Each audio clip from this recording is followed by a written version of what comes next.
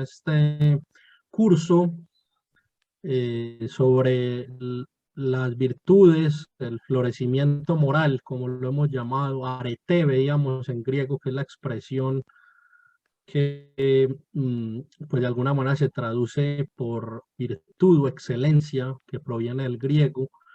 Y pues seguimos el orden tradicional. Siempre tradicionalmente pues se habla en las virtudes cardinales, primero la prudencia, luego la justicia y fortaleza y templanza al final. Entonces sigo ese orden tradicional, por lo cual hoy corresponde hablar de la justicia. Es un tema al que le tengo mucho aprecio, pues pude orientar durante 3 años la asignatura de Filosofía del Derecho en la Universidad Pontificia Bolivariana, que es mi alma mater, y donde también pues orienté algunas cátedras. Y como dice Arthur Kaufman, un gran teórico de la filosofía del derecho, él define muy sintéticamente la filosofía del derecho, y él dice es la doctrina de la justicia, ¿sí? Es la reflexión profunda sobre lo justo y sobre la materialidad pues del arte del derecho o del arte jurídico, que es pues eso, alcanzar la justicia. Entonces es un tema del que me he ocupado. Sin embargo, hoy lo que quiero dar son las notas generales, las definiciones más clásicas que hay, y pues voy a dividir la clase en unos puntos. El primero va a ser hablar primero de la noción de derecho, de la cosa justa, el ius, ¿no? Lo suyo, que es lo que permite hablar de justicia, ¿no? Entonces, hacer como un hilo de razonamientos que nos va a permitir entender por qué es que existe algo como la justicia y por qué se habla de la virtud de la justicia. Luego vamos a ver algunas de las definiciones más clásicas, así como hicimos la vez pasada con la prudencia. Luego, en un tercer momento, con base en unas ideas de Santo Tomás, vamos a ver por qué es virtud la justicia, por qué se le considera virtud. Y luego vamos a hablar de las especies de justicia, para terminar hablando de los vicios opuestos a la justicia, que esto es muy importante, porque Aristóteles dice que la diversidad de formas de injusticia sirve para hacer patente la diversidad de formas de justicia. Entonces, entendiendo las formas de injusticia, entendemos mejor qué es la justicia y cómo actuar justamente. Y si hubiese tiempo, que yo creo que sí, pues hablaremos de las partes de la justicia, es decir, mm, aquellos que son virtudes también subordinadas o actos son propios de la justicia. Esto con base en Santo Tomás, en la segunda parte de de la Suma Teológica, donde él en unas más de 60 cuestiones trata el tema. Entonces, si no alcanzara yo a hablar de pronto de las partes de la justicia, les indicaría dónde hacer esa lectura, o de pronto en la próxima sesión pues complementar. Primero, yo quiero comenzar con una cita de un gran filósofo del derecho, que fue don Javier Herbada, profesor de la Universidad de Navarra, en Pamplona, en España. Recomiendo mucho leerlo a él, sobre todo quienes hacen estudios de derecho o les interesa el fenómeno jurídico, porque son libros en los que uno aprende el derecho como es, no corrientes hoy positivistas o marxismo jurídico, cosas que no enseñan el derecho en su esencia. Y en una obra suya que se llama Introducción Crítica al Derecho Natural, él resume muy bien eh, pues cuál es la diferencia entre derecho, arte del derecho, la cosa justa y justicia. Entonces parto con eso como para afinar conceptos. Él comienza la introducción con un parágrafo al que titula El arte del derecho. Dice Herbada: Cuando en Roma los juristas consiguieron ius redigere in artem, transformar el derecho en un arte, no introdujeron algo radicalmente nuevo en la vida de la sociedad humana. Perfeccionaron hasta constituirlo en un monumento de sabiduría, el saber hacer lo que desde los inicios de la humanidad constituía una necesidad de la convivencia entre los hombres, una necesidad de la práctica diaria, el saber dar a cada hombre lo suyo. O sea, ¿qué era lo que le correspondía a cada uno en el marco de las relaciones humanas, en las cuales se ponen en juego una serie de bienes? ¿Qué era lo que le pertenecía al vendedor y al comprador? ¿Qué era lo propio del paterfamilias o de cada una de las personas sujetas a su potestad? ¿Qué debía dar el arrendador al arrendatario? ¿De quién eran los bienes obtenidos por el esclavo mediante su trabajo? Etcétera. A esto que correspondía a cada uno lo llamaron el ius. La palabra ius fue usada por los romanos en varios sentidos. El que señalamos en el texto es el significado que tiene en la definición de la justicia. Dar a cada uno su derecho, lo suyo. Ese es el ius. El derecho de cada uno y por tanto a la ciencia que consistía en saber averiguar el ius o derecho de cada uno le dieron el nombre de ars iuris o arte del derecho. Este ius era lo justo, lo que justamente, lo que por obligación y en la justa medida, ni más ni menos, era atribuible a cada uno. Y la virtud de obrar así constantemente fue llamada la justitia o justicia. Esta pues era considerada como la virtud de dar a cada uno lo que le correspondía en medida estricta, ni más ni menos, lo justo, o sea, la perpetua y constante voluntad de dar a cada uno lo suyo, su ius, su derecho, ius sum quique tribuere. Entonces ahí está, ¿no? Eso es lo primero que nosotros debemos entender.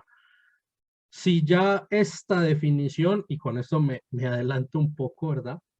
Nos dice que justicia es la perpetua y constante voluntad de dar a cada uno lo suyo, su ius en latín, su derecho, es porque se presupone algo que la persona tiene o tiene un derecho, es decir, a la persona le corresponde algo. Y no solamente le corresponden un montón de cosas y de tratos y de reconocimientos por el mismo ser persona. Ejemplo, que se le respete su vida, es un derecho elemental, sino que también en los múltiples tratos que él tendrá con el Estado, que él tendrá con otras personas, que tendrá el Estado o la sociedad, podríamos decir, con él, en todas esas formas de relación que existen, va a haber lo suyo, o va a haber una cosa justa que él, no solamente a la que él tiene derecho, que le corresponde, sino que va a tener una serie de deberes en vistas a respetar él el derecho o lo suyo de la sociedad, del Estado, de las otras personas. Entonces, nosotros vivimos en una serie de relaciones en las que se da lo justo, en las que se busca lo justo. Y pues ese es el sentido de que exista, como dice Arvada, el ars iuris, el arte del derecho, que es el que permite, ejerciendo el entendimiento práctico, el razonamiento moral, saber qué es lo justo en una determinada situación, en un litigio, por ejemplo. La vez pasada hablamos de ese concepto de jurisprudencia.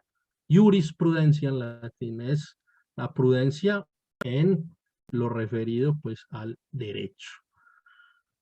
Teniendo eso claro, pues podemos pasar y el mismo Arvada nos abre al final de esa cita con el tema de las definiciones. Ciertamente fue Simónides, uno de los 7 sabios de Grecia, el que dio con la fórmula que luego Ulpiano en la época romana pues va a acuñar. Muchos creen todavía pues que es Ulpiano el autor, digamos, de esta definición, pero ciertamente uno encuentra en Simónides, al que cita Platón en su República, encuentra esa definición. Justicia es dar a cada uno lo suyo. Es una definición que ha hecho carrera, es una definición clásica, es una definición insuperable, que incluso Hervada en este libro dice, mire, no nos pongamos con cosas hoy, 3000 años después, no sé cuántos siglos después de los grandes autores que pensaron el tema del derecho, a querer crear definiciones nuevas de justicia. Ciertamente no. La definición es esa, dar a cada uno lo suyo. Sin embargo, a lo largo de los siglos, pues claro, se dan definiciones que sin contrariar esta definición esencial, pues sí nos dan unas notas importantes, porque claro, por justo o por justicia se puede entender la cosa justa, el hecho justo, pero el tema que nos interesa a nosotros hoy es la virtud de la justicia. Estas definiciones van, es más en esa línea de definir la virtud de la justicia. Y uno de los primeros que nos dio una definición canónica, pues fue Aristóteles en su famosa Ética Nicomáquea, que esa sería mi primera recomendación bibliográfica, que buscaran el libro quinto de la Ética Nicomáquea o Ética a Nicómaco, que es un texto de obligada lectura para cualquiera que se interese en el derecho. Es un texto base y pues que yo los invito a consultar porque nos interesa estudiar este tema con profundidad y no es muy extenso. Allí Aristóteles define la justicia como el hábito que dispone a obrar lo justo y por el que se realizan y se quieren las cosas justas. Es decir, el hábito que dispone a obrar siempre respetando el derecho del otro, de los demás, de los que conviven conmigo en sociedad, y por el que se realiza y se quiere eso, el respeto del derecho. Cicerón, el gran retórico y pensador romano, que también tiene el famoso De Legibus sobre las leyes, un gran tratado de filosofía del derecho, tiene otra obra en la que define la justicia. Esta obra se titula Sobre los deberes, y allí dice Cicerón que la justicia es aquella razón por la que se mantiene la sociedad de los hombres entre sí y también la comunidad de vida. Es decir, es esencial que haya justicia para que se pueda coexistir. Y buena parte de los problemas que existen y de los conflictos que se dan en la vida política son porque no hay justicia o se dan diversas formas de injusticia. La definición de Santo Tomás de Aquino, esto está en la Suma Teológica, segunda parte de la segunda parte, cuestión 58, la cuestión 58, el primer artículo, que es donde él va introduciendo a todo este universo de la justicia. Allí dice Santo Tomás de Aquino que la justicia es el hábito por el cual uno, con constante y perpetua voluntad, da a cada cual su derecho. Esto es un eco de los planteamientos aristotélicos, pero para mí la manera en que está formulado en Santo Tomás, pues es la que parece mejor lograda y pues que es usual encontrar en un buen tratado de filosofía jurídica. Es el hábito por el cual uno, con constante y perpetua voluntad, da a cada cual su derecho. Y además porque ahí está Santo Tomás reincidiendo, enfatizando, haciendo hincapié en algo que es propio de la virtud, que quizá no lo enfaticé yo tanto la vez pasada, y es que no se es virtuoso por obrar bien u obrar de acuerdo al contenido de una virtud una vez o unas pocas veces. Es decir, yo no soy temperante o templado porque una vez, en una ocasión de mi vida, pues actué acorde a los preceptos de la templanza, sino que yo soy virtuoso cuando con constante y perpetua voluntad actúo de acuerdo al contenido de una virtud, es decir, requiere el hábito, ¿sí? Entonces ahí está diciendo eso, es justo el que con constante y perpetua voluntad da a cada cual su derecho. Esta es la definición que veíamos en Hervada, la repito, ¿no? Es el hábito de la voluntad de dar a cada uno su derecho, esto es lo suyo. Y está una definición de San Agustín que, separándose un poco de, digamos, sí, de esas que dábamos, dice algo muy hermoso y que tiene mucha profundidad. Y es lo siguiente: la justicia es una ordenación del alma que nos permite no ser siervos de nadie, sino de solo Dios. Es decir, que el hombre justo está preocupado y está interesado y está inquieto de siempre por que se haga la voluntad de Dios y que se haga el reino del cielo en la tierra. ¿Sí? Un poco cuando nosotros rezamos en el Padre Nuestro, hágase tu voluntad en la tierra como en el cielo, pues es eso, que Dios ponga orden en el desorden, que Dios restablezca la justicia y que Dios dé a cada uno lo suyo. En un mundo como el de hoy, donde todo está tan disparejo, donde lo meten a uno de pronto a la cárcel y le quitan el derecho de ejercer la medicina por proteger la vida del no nacido, pero le dan un premio por asesinar inocentes. Está un poquito revuelto el mundo, ¿no?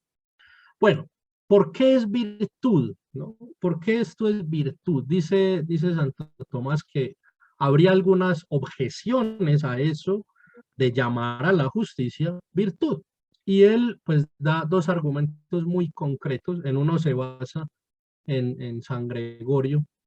Dice San Gregorio que toda la estructura de una obra buena se levanta sobre cuatro virtudes: templanza, prudencia, fortaleza y justicia. Ese es como el comienzo del argumento, pero luego Santo Tomás a esto da otra razón y es la siguiente. Dice Tomás: la virtud humana es la que hace bueno el acto humano y bueno al hombre mismo, lo cual ciertamente es propio de la justicia. Pues el acto humano es bueno si se somete a la regla de la razón, según la cual se rectifican los actos humanos. Y ya que la justicia rectifica las operaciones humanas, es notorio que hace buena la obra del hombre. Y como dice Cicerón, él lo llama Tulio, pero se está refiriendo a Cicerón sobre los deberes. El primer libro sobre los deberes de Cicerón. Por la justicia reciben principalmente su nombre de bien.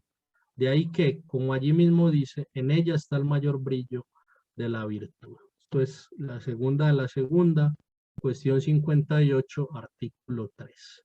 Imaginémonos nosotros una persona que fuera muy católica, de misa diaria, de comunión, incluso de confesión diaria, o pues muy frecuente por lo menos, que tuviera una lectura asidua de la Biblia y de libros espirituales y que fuera en ello muy comprometido, como muy compenetrado con lo espiritual, pero que no pagara el salario justo a sus empleados, que se comportara en el trato social de forma no respetuosa, ejemplo, imitando a los demás cuando hablaran, ridiculizándolos, que no respetara las normas civiles, las leyes justas, no las respetara.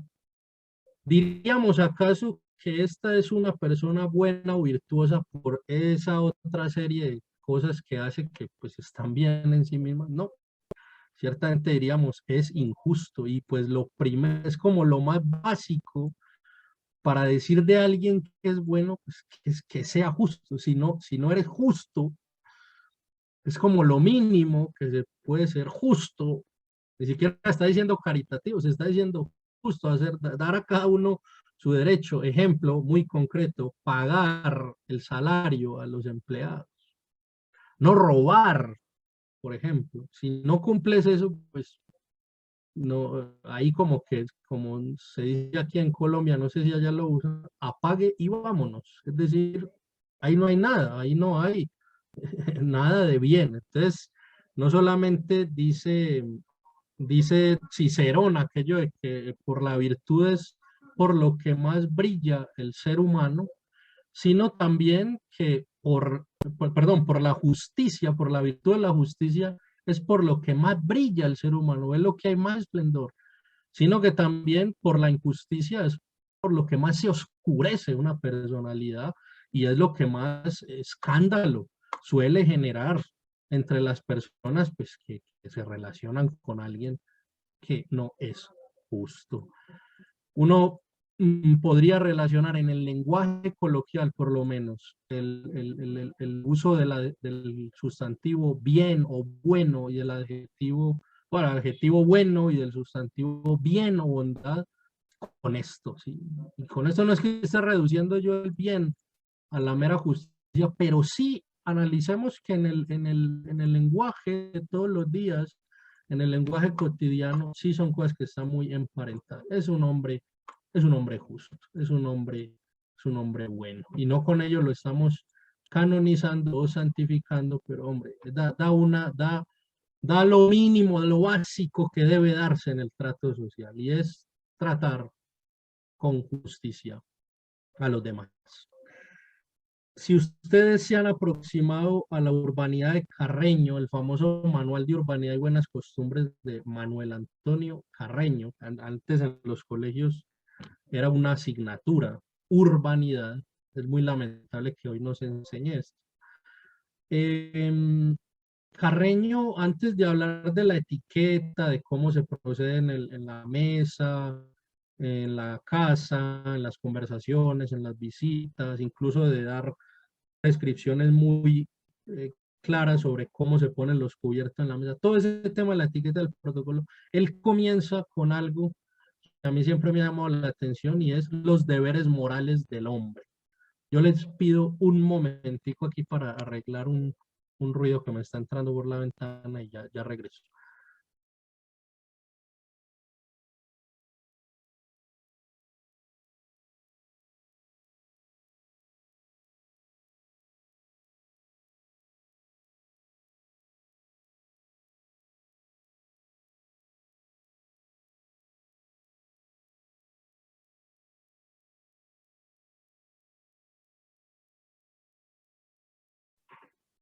Muy bien. Entonces, pues como decía, en el inicio de la urbanidad y las buenas maneras de Carreño, él comienza refiriéndose a los deberes morales, primero para con Dios y segundo para con el prójimo. Y es muy interesante porque el fundamento de todo lo que él va a tratar en lo sucesivo, que son, pues eso, las normas de urbanidad y buenas costumbres, se fundamentan, si ustedes lo analizan, en el deber de justicia, en el deber que existe de respetar el derecho de los demás, pues a ser tratados con respeto, con cordialidad. El hecho de yo estar aseado, por ejemplo, ya ahí comienza a haber justicia para con los demás. Si yo, por ejemplo, no me ocupo de mi cuidado personal, de mi aseo, en lo más básico, estoy faltando a la justicia, porque le estoy generando a los demás un daño, una molestia. Entonces, desde cosas tan básicas, y eso me gustaría que lo tengamos en cuenta, desde cosas tan elementales y que a veces no tenemos en cuenta, podemos obrar justamente u obrar injustamente. Si alguien, por ejemplo, está dictando una clase en la universidad o en una conferencia en un auditorio, y pues yo me siento así como si estuviera en un parque o no sé dónde, y me dijeran, oiga, pero usted está en una clase, en una conferencia, y entonces yo digo, no, pues yo veré cómo me siento, es que es mi cuerpo y yo veré qué cara pongo, y si yo quiero estar así, pues todo el tiempo, es que es mi cara. Y si yo hablo fuerte y no respeto que los demás están en otras actividades, pues es que es mi voz, yo veré cómo hablo y cómo me refiero, y pues ese no, porque tú no vives solo, no estás aislado, no estás en una isla, sino que convives con otros y todo lo que tú haces, desde un gesto, desde la forma de vestir, desde cómo usas tu voz, desde tus posiciones, afectan a los demás. Afectan en el sentido general, es decir, generan una afección en los demás, sea buena o mala. Entonces es muy importante tener en cuenta eso y ser muy finos en el trato con los demás, porque por ahí pues comienza la justicia.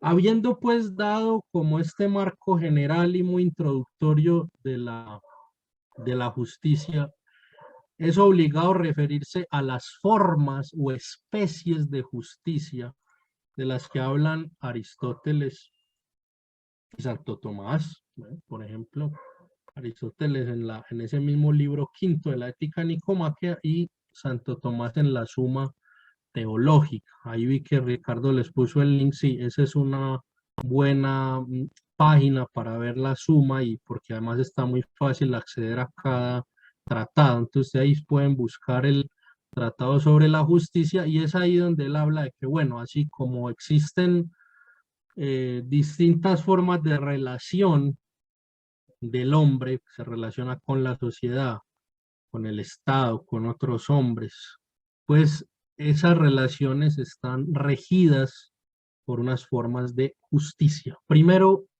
entonces hablamos de la justicia distributiva. La justicia distributiva se da cuando de parte del todo social, llamémoslo, para este caso entendamos sociedad y Estado como sinónimos. Yo sé que se pueden hacer una serie de distinciones en el campo de la filosofía política, pero para el caso va en la misma línea.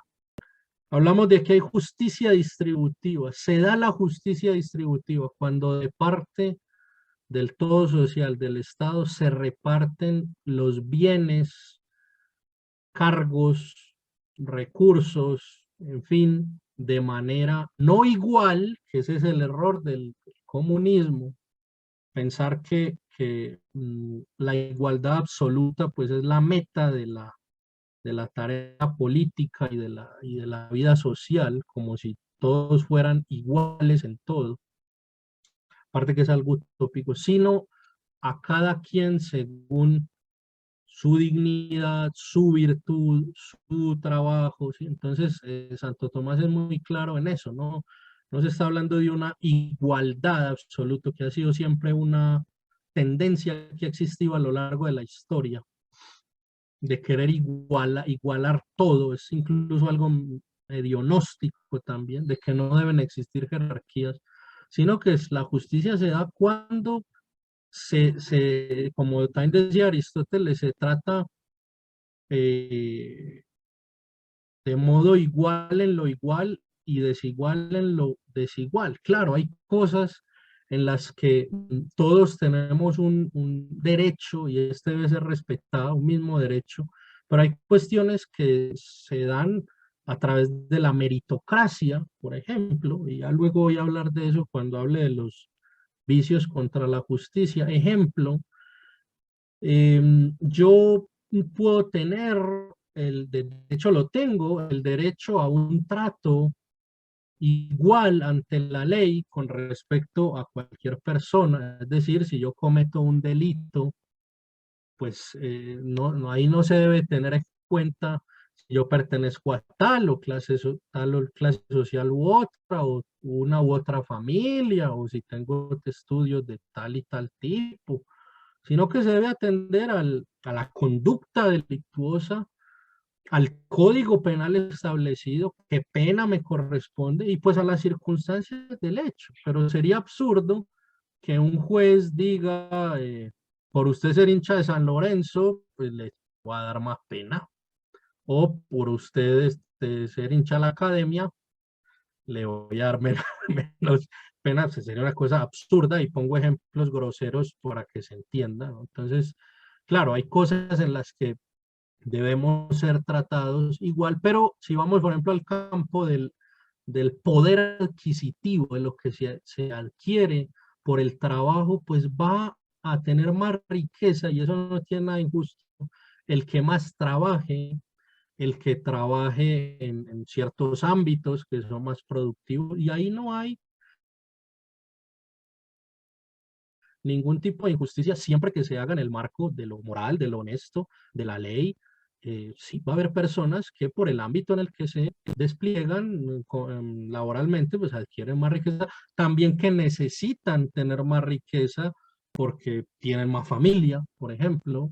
Un soltero no necesita quizá lo mismo en términos económicos que una persona que tiene familia. Entonces no hablamos, cuando hablamos de la justicia distributiva, de una igualdad absoluta. No se trata de eso. De hecho, el mismo Marx decía que la teoría pues, que él estaba proponiendo no hacía referencia a la justicia o fuera una forma de justicia, sino que el comunismo sería precisamente la superación de la justicia. ¿Por qué? Porque la justicia, el hacer lo justo y el encontrar la cosa justa, requiere un discernimiento y sopesar las circunstancias. Él dice, en la sociedad comunista eso será innecesario, porque habrá tal igualdad que no hay que sopesar ni balancear, sino que a todos por igual, ¿no? Lo que bien sabemos que eso no se da, porque más acumulación de capital de unos pocos que en los regímenes comunistas, pues, eso se ve, pero por lo menos en la teoría era lo que estaba. Entonces, la justicia distributiva, ¿no? Cómo el Estado, el todo social, con respecto a quienes lo conforman, debe distribuir justamente cargos, servicios, bienes y también la libertad, dar libre albedrío, respetar el libre albedrío de las personas y solo pues limitarlo también por unas justas causas, como es lo que hace el derecho penal, que priva de la libertad, y eso es legítimo, y eso es bueno, y eso es justo, a una persona cuando incurre en ciertas conductas delictuosas. Porque también hay hoy en día algunas ideas extremas como el abolicionismo penal que consideran que toda forma de privación de la libertad es injusta. Léase para ello Zaffaroni y compañía, y tiene sus correlatos en muchos países. Es una tendencia hoy del derecho y es muy peligrosa. Aristóteles y Santo Tomás hablan también, bueno, aunque usen conceptos diversos, pero es la esencia, la justicia conmutativa que se da ya en el trato entre las personas que conforman una sociedad. Ejemplo, en el trato que se da en la compra o en la venta, es el trato que yo tengo con un individuo, con una persona concreta de esa sociedad en la que yo vivo, y pues también ahí se debe dar la justicia. Ejemplo, cuando se vende una mercancía, Santo Tomás pone unos casos muy precisos, el hecho de no practicar la usura en las ventas, es decir, cobrar un valor excesivo cuando se vende, o no informar, por ejemplo, al comprador de que esa mercancía o ese artículo tiene algún daño. Son ejemplos muy concretos para que entendamos de qué va esto de la justicia conmutativa. Y precisamente lo que la vida cotidiana de los abogados, sobre todo los que se dedican al llamado derecho privado, al derecho de bienes, pues va en esa línea, es resolver litigios o abogar por una parte en litigios en litigios entre particulares. Ramas como el derecho público hoy, por ejemplo, pues van más de esto que decíamos de lo distributivo, cuando se entabla una querella contra el Estado por tales y tales razones, en fin, bueno, el ejercicio del derecho va siempre apuntando a lo distributivo o a lo conmutativo. Aristóteles también va a hablar de lo correctivo, que normalmente nosotros lo encontramos como retributivo, es decir, que la pena, pues el derecho penal, cuando te corresponde una pena por algo que has hecho que es inmoral, que atenta contra la ley, y se hace una proporcionalidad de cuál es la pena que corresponde por tal tipo de hechos delictuosos, pues eso es lo que Aristóteles llama correctivo. Y sí, y yo soy muy amigo de la teoría finalista en el derecho penal, que me parece que es la más holística, que dice que la pena tiene dos sentidos. Uno, reformar, si queremos decirlo así, convertir al delincuente, y en eso ya hay justicia. Es bueno, es justo que tenga esta pena, porque eso te va a ayudar, o podría ayudarte por lo menos, a cambiar y ser virtuoso.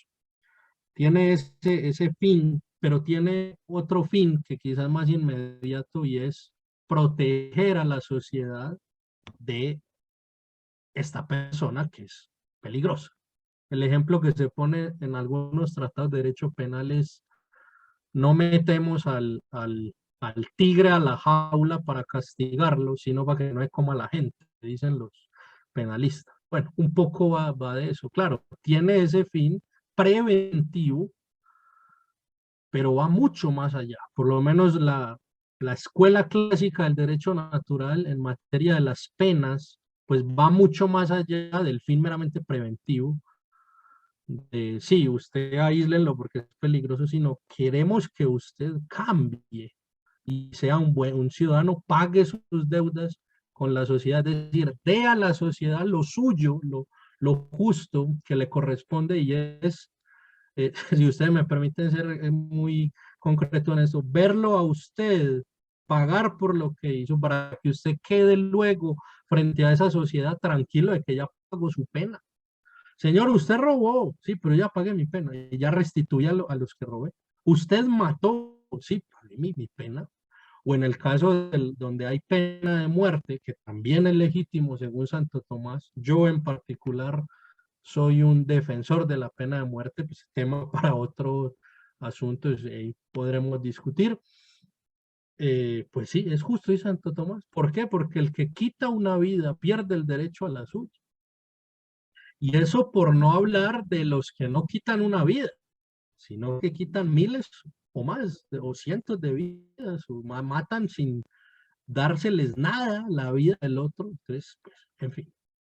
Y donde no hay pena de muerte, pues claro, unas penas proporcionales a quien sea la persona a la que se mató. No es lo mismo matar un niño o matar por ejemplo, los conceptos que hay en el derecho de magnicidio, matar a una persona pues importante en esa sociedad, un político, un gran estadista, o cuando se habla de genocidio, la matanza de grupos humanos enteros. Eso tiene que tener, claro, unas proporciones, y pues de eso es que se ocupa lo correctivo, o que se ocupa lo retributivo, retribuir. Son pues formas muy concretas de la justicia.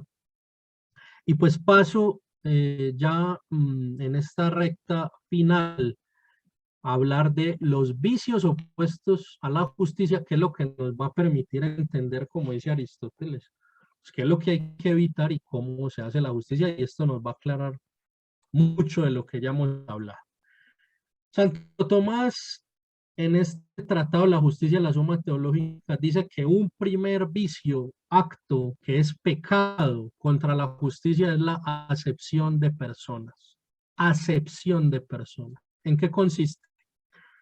La acepción de personas es un pecado contra la justicia distributiva, que consiste en repartir bienes, cargos y diversos bienes, posibilidades, ¿verdad? Recursos a las personas, no por su dignidad, sus méritos, sino por ser tal o cual persona. Y el ejemplo que pone Santo Tomás, pues yo simplemente lo leo porque me parece que es el más claro, en vez de ponerme yo a inventar otros ejemplos. Dice él, por ejemplo, si uno promueve a otro al magisterio, es decir, a la enseñanza, pienses en una universidad, por ejemplo, por la suficiencia de su saber, al hacerlo atiende a la causa de vida y no a la persona. Es decir, si yo le doy el cargo de profesor al que más sabe y al que pues tiene esa capacidad de enseñar, pues está haciendo bien. porque lo que compete ahí, lo que corresponde es darle el cargo al que más lo merece. Y pues por eso las universidades cuando convocan para contratar profesores piden unos requisitos y pues se trataría, por lo menos está en el papel eso de que vamos a hacer un concurso, les llamamos aquí, no sé allá cómo sea, a ver cuál es el que demostrando méritos prueba ser el que merece este puesto, ¿no? Que vamos a, ahí estaríamos actuando justamente. Pero añade Santo Tomás. Pero si uno considera en aquel a quien confiere algo, no aquello por lo cual lo que se le otorga le sería proporcionado o debido, sino solamente que es tal hombre, Pedro o Martín, hay ya aquí una acepción de personas, puesto que no se le concede algo por una causa que le haga digno, sino que simplemente se atribuye a la persona. Es decir, no te doy el puesto en el magisterio, en la cátedra, por tu saber y tu virtud y tu conocimiento y dominio del tema, sino porque eres de mi partido político. Eres Pedro Martín, que eres del partido X. ¿Qué tiene que ver, no? No tiene nada que ver, pero eso es la excepción de persona. O porque eres mi amigo, eres amigo mío. Pero yo no sé nada de filosofía del derecho, no importa. Entonces, ¿qué va a pasar? Que lo va a hacer muy bien. O sea, eso es la excepción de personas. Dice la epístola de Santiago, capítulo 2, versículo 1. Todo el que honra al rico por sus riquezas peca. Ya hay una referencia implícita a la acepción de personas. Al rico no hay que alabarlo por sus riquezas, porque el tener riquezas no es digno de elogio. Habría que alabarlo pues por cosas dignas de alabanza. Ejemplo, es muy caritativo. Pues qué bien, sí, hay que reconocerlo. Es una persona que con sus riquezas crea empresa y da mucho empleo y ayuda a muchas personas. Claro que sí. Pero honrar al rico por sus riquezas es acepción de persona, porque las riquezas por sí mismas no tienen ningún mérito moral. Es más, pueden en algunos casos, muchos lamentablemente, ser conseguidas con actos inmorales e injustos. Un segundo acto contra la justicia, dice Santo Tomás, es el homicidio, ¿sí? Consiste en quitar la vida a alguien o quitársela uno, ¿sí? Es un poco como que Santo Tomás dice que el suicidio es una forma de homicidio y dice que va contra la justicia, el suicidio también. Pero también él mismo establece unos casos donde el matar o el tomar la vida de otro, pues no constituye homicidio o asesinato, es decir, no es injusto. Ejemplo, en la guerra justa, cuando en la guerra tienes que matar a tu enemigo, porque si no te matan, pues ahí no opera. De hecho, ahí no hay ningún mal moral, no hay pecado. Cuando el Estado, en donde se da la pena de muerte, ahí ejecuta la muerte de un criminal al que se le ha comprobado y se le ha hecho un debido proceso, pues también ahí no se considera asesinato, homicidio, es decir, no es ilegítimo, ahí es justo.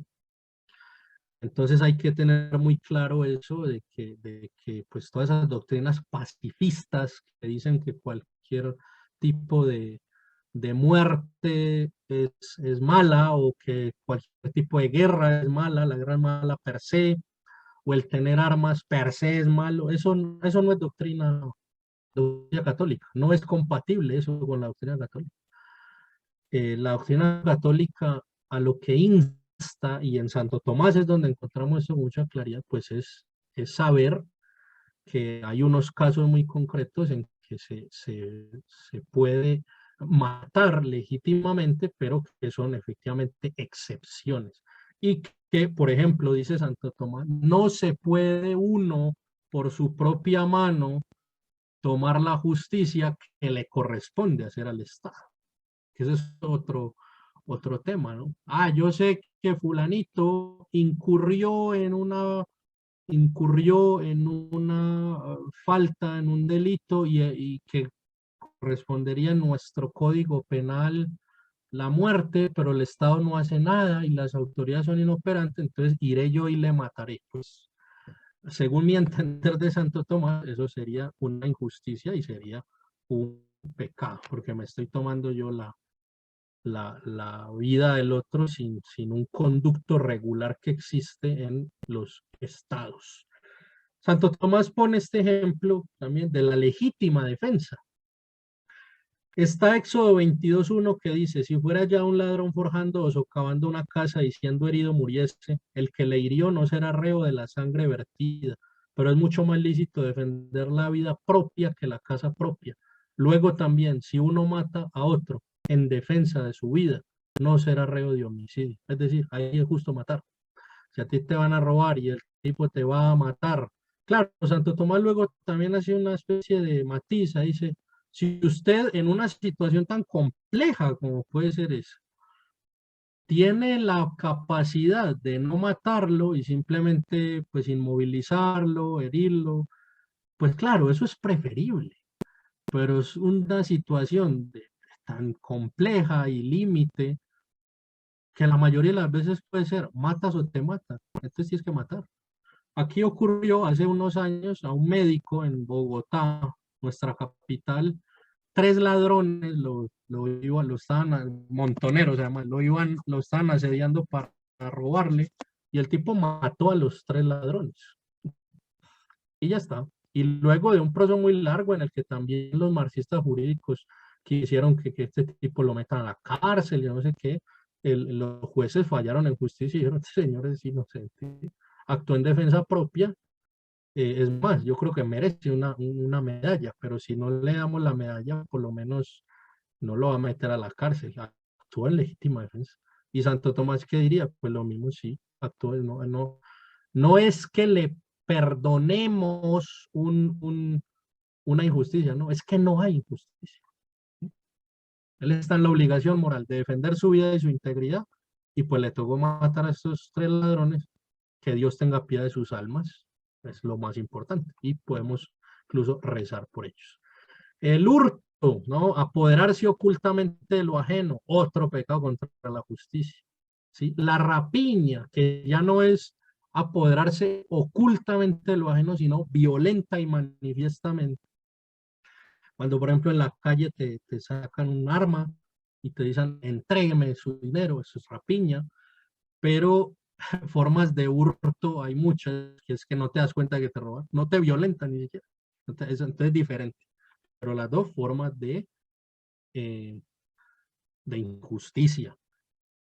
Excepción que pone Santo Tomás, que es muy importante, en extremos estados de necesidad, y ahí pues doctores tienen nuestra Santa Iglesia que nos lo especificarán, es lícito robar. Yo pongo un ejemplo para entender. Imagínense ustedes cómo era la Berlín de marzo a abril de 1945, cuando estaba a punto de terminar la guerra, una ciudad arrasada, como está prácticamente toda Alemania, sin comida, la gente pasando hambre, comiendo ratas, horrible, ¿no? Un señor de los escombros de una panadería sacó un pan y se lo comió en el medio de esta hambruna. Eso en sentido común no es ningún mal, estamos en una situación extrema, límite, estamos en la Segunda Guerra Mundial, señor. Pues Goebbels en sus diarios dicen que los pocos que quedan de la SS capturaron al tipo y lo ahorcaron. Y Goebbels cuenta eso en sus diarios como algo digno de alabanza, ¿no? Como quien dice, los nazis somos gente que aplica la justicia, incluso en una situación así. Bueno, eso es absurdo. Eso es un exceso propio de las ideologías, que ellos, además de que eran un régimen de injusticia y eran unos asesinos terribles, y fue un régimen de eso, de la injusticia, se creen muy justos por matar a un pobre señor que en extrema necesidad saca un pan, que además ya no, el dueño estaría muerto, quién sabe, y se come un pancito para no morirse. Entonces usted vea los desequilibrios de la injusticia. Otra forma de injusticia, dice Santo Tomás, la injusticia del juez, cuando el juez no falla en justicia. Ejemplo, cuando lo sobornan. Señor juez, ¿de cuánto hacemos el cheque? $1.000.000 o dos, para que fallen contra este, que el juez sabe que es culpable, que el juez tiene toda la prueba para juzgarlo culpable, pero ¿sí? Eso se lo llama Santo Tomás, bueno, se llama modernamente, porque es que el concepto modernamente es más amplio, es prevaricación o prevaricat, cuando un juez prevarica es eso. Otra forma, la acusación injusta. Me voy a ir hasta las 7 si me autorizas, Ricardo, y sí, ¿está bien? Y hacemos ya la acusación injusta. Se da de tres formas. Calumniando, ¿sí? Cuando yo acuso a otro de algo que no hizo. Prevaricando, ¿sí? También ocurre. Es decir, callando fraudulentamente sobre crímenes verdaderos que deberían revelarse.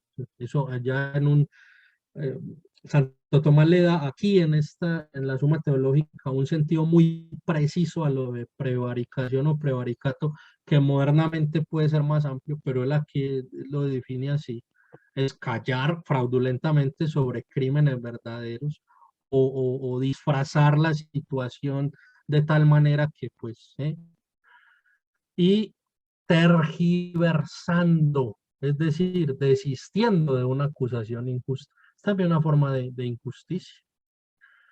Cuando yo, por alguna razón, no sé cuál pudiera ser, eh, desisto de acusar justamente y de señalar la culpa de alguien que es culpable y que puede ser un peligro para la sociedad y que está en mi poder y en mi capacidad, pues llevarlo ante el Tribunal de Justicia y que lo juzguen, y yo no hacerlo, estoy cometiendo injusticia.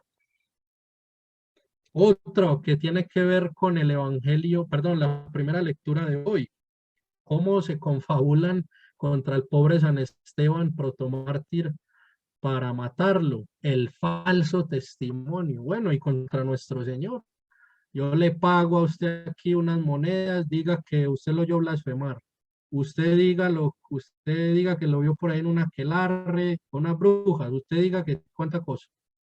Ese falso es una forma muy típica de injusticia, muy común para enlodar políticos, para enlodar a los sacerdotes. Con la pederastia está pasando esto. Una cosa, claro, es errado decir que es algo que no ha ocurrido, pero que se ha inflado las cifras y se ha recurrido al falso testimonio. Ejemplo, lo que ocurrió con el cardenal Pell, por poner un ejemplo, que al final el Tribunal Supremo lo absuelve. Bueno, es eso, y es muy grave, ¿no? Otro, el hecho de que los abogados defiendan causas injustas. Por eso es tan difícil ser abogado, porque ser abogado implica discernir qué causas puedo yo defender y qué causas no. Y normalmente un abogado se hace muy rico, pero el cuidado que podría hacerse rico es defendiendo causas injustas, y por eso debe discernirse, y cuando se descubre que es una causa injusta no debe ser allí abogado, ¿no? Es eso, ¿no? Esa es la cuestión del estudiar este derecho y demás. La contumelia, dice Santo Tomás, la ofensa verbal o actos ofensivos e insultantes contra el prójimo. Es pecado mortal, además, a él sí lo llama contumelia, se le llama también injuria, injuriar a otros. Incluso en el Código Penal, por lo menos el colombiano, está esto, ¿no? Está la injuria por vías de hecho, en fin, ¿no? La detracción, dice Santo Tomás, denigrar de la fama ajena por palabras ocultas. Santo Tomás usa una expresión que me pareció muy, muy gráfica, dice: es morder en secreto la fama de alguien. Si la contumelia pues es ofenderlo y decirle cosas que incluso pueden ser verdaderas, pero de un modo ofensivo manifiestamente, la detracción es el que por allá, cuando no está la persona, le quita la buena fama. La serpiente muerde en silencio, y el que difama secretamente a otro no hace menos que aquella. Éxodo 10:11. Eso es la detracción. Pero también oír y tolerar al detractor es pecado grave. Yo estoy en un grupo de personas y empiezan a hablar mal de alguien, empieza el chiste flojo por acá, la ironía ya, el otro hace un mal comentario, dice este es un tal y cual, y yo no digo nada, yo permanezco allí, o peor aún, yo me sumo a eso, peco gravemente contra la justicia. ¿Sí? Otra falta, la susurración. El susurrador, en cuanto que habla mal de otro, incurre en difamación, pero difiere del detractor porque no se propone directamente decir algo malo de otro, sino difundir todo aquello que pueda exacerbar los ánimos de una persona contra otra, aunque lo que diga sea verdaderamente bueno y, por el contrario, aparente malo por cuanto desagrada a quien se lo dice.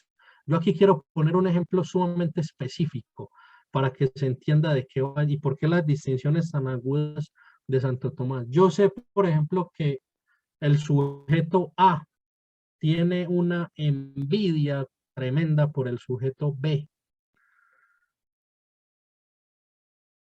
Y yo sé que el crecer esa envidia va a llevar al sujeto A hacer contra el sujeto B cosas malas. Por ejemplo, si tiene autoridad con respecto a él. Y yo voy a alimentarle la envidia a A. Y ojo que yo no tengo que decir cosas malas de B, digo un montón de cosas buenas, pero tengo conocimiento de que este tiene envidia, de que va a usar esa envidia o va a usar su autoridad mal, alimentado y llevado por la envidia. Entonces yo voy y le susurro cosas para alimentar la envidia. ¿Sí? Mírese que son cuestiones muy de mucha filigrana, pero constituyen injusticia. Y no, ni siquiera tuve que hablar mal, al contrario, fue hablar bien, pero ¿en qué circunstancia específica? O también podría ser hablar mal, pero no tanto con el objetivo simplemente de quitarle la fama, sino de exacerbar a alguien contra él. Esa es la distinción, ¿no? Está la burla, avergonzar a alguien mediante comentarios y risas, el hoy llamado bullying o acoso, pues iría por ahí. Maldecir deseando el mal por sí mismo, es decir, Santo Tomás dice que sí se puede maldecir, es algo que se reserva a los sacerdotes para casos muy concretos, no es algo que nosotros debamos hacer como laicos, pero él sí dice algo, maldecir a alguien, por ejemplo, yo deseo que esta persona, por el mal camino moral que está llevando, le ocurra algo que lo haga recapacitar. Y si eso tiene que ser algo malo, pues bueno, pero yo no le estoy deseando el mal por sí mismo, sino precisamente por su bien, por su conversión, por su cambio. Dice Santo Tomás, ahí no es ilegítimo el maldecir. El maldecir está en que yo le desee el mal por el mismo mal, sin preocuparme de su salvación, de su bien moral, sino como con esa venganza, esa revancha. Y bueno, para ir cerrando, una forma de injusticia que es muy común hoy también, que ojalá los sacerdotes predicaran más al respecto, es la usura, el interés ilícito que se lleva por el dinero en un préstamo. Léase aquí instituciones bancarias que hoy podrán ser muy legales, muy amparadas por el Estado y muy limpias, entre comillas, pero que se sustentan mayormente es en esto, en que te hacen un préstamo y te cobran unos intereses que te arruinas.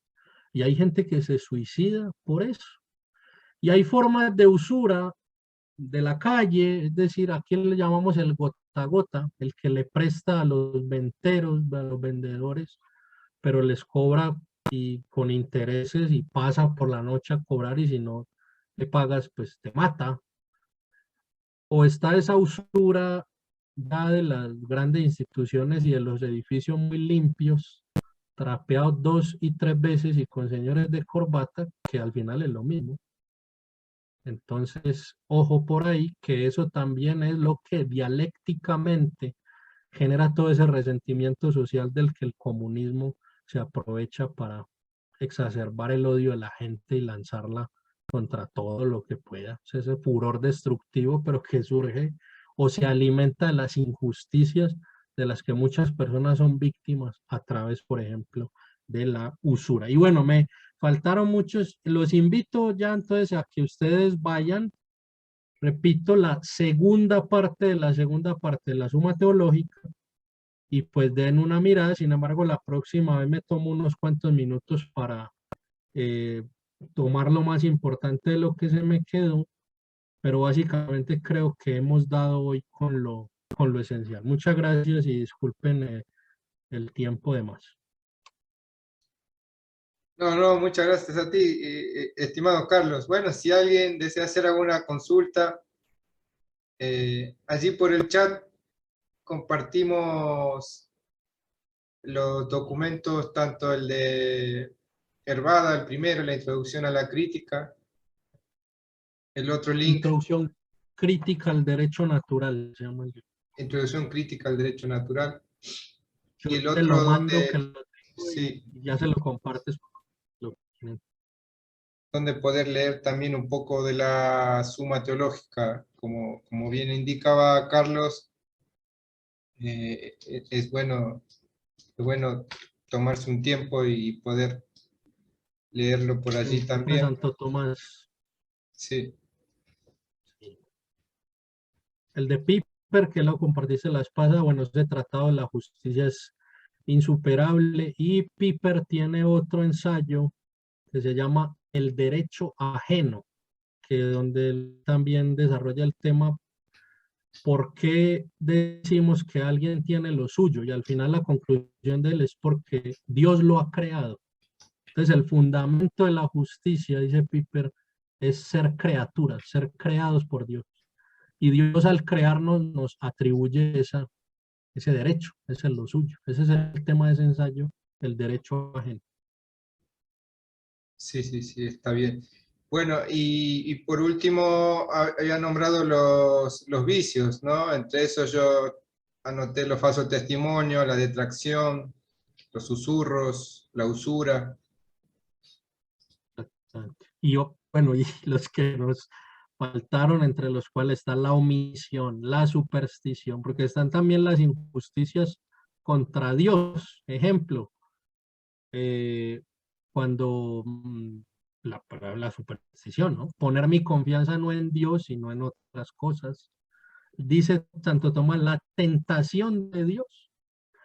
Cuando el demonio a nuestro Señor lo tienta de que se lance por el precipicio, que los ángeles lo recibirán y lo protegerán, lo estaba tentando de ese pecado, llama tentar a Dios, que nuestro Señor por eso le responde. Es decir, tomar yo riesgos absurdos, innecesarios, amparándome en que Dios me protegerá. Yo creo que Dios se ríe y le dice, ¿quién te dijo que tomara ese riesgo, compadre? O sea, sí, pero es eso, es como decir, Dios que es poderoso, mucho entre los protestantes para hacer esos shows y que me muerde una serpiente y nada me ocurre. Esas cosas son tentación de Dios y es contra la justicia y contra la religión a la que Santo Tomás define como parte integrante de la justicia, porque la religión es el darle a Dios lo suyo, que es el culto de vida. Entonces es muy interesante porque Santo Tomás pone la religión como parte de la virtud de la justicia. Ahí nos hacen una consulta, pues en el chat, sí, pues yo no conozco la situación concreta, pero pues que sería legítimo hablar una, pues sí, claro, sobre todo si hay riesgo de que otras personas sean víctimas de lo mismo, pienso que sí, ¿no? Exacto, exacto, sí, sí hay implicancias también. Son temas muy particulares, ¿no? Y justamente si está algún miembro de la iglesia es más complicado aún, Claro, pero es más doloroso también para la víctima exacto. y para el entorno. Así que bueno, Claro, es ahí efectivamente es de sopesar.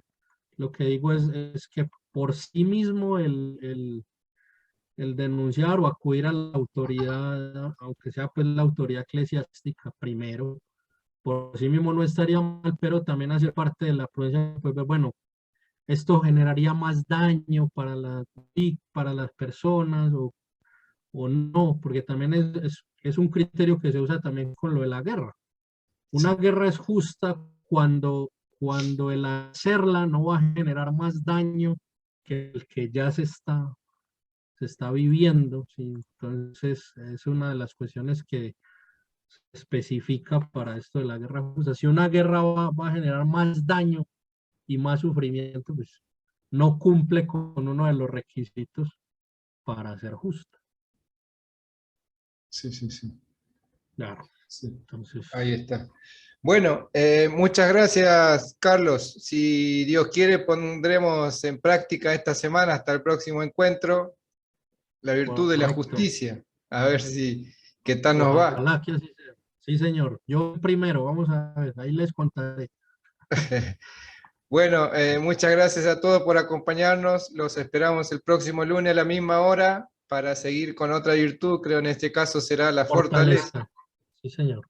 La fortaleza. La fortaleza. Así que Dios mediante, Dios los acompañe y la Virgen Santa los proteja y que pongamos en práctica la virtud de la justicia. Muchas Que así gracias. sea. A ustedes, muchas gracias.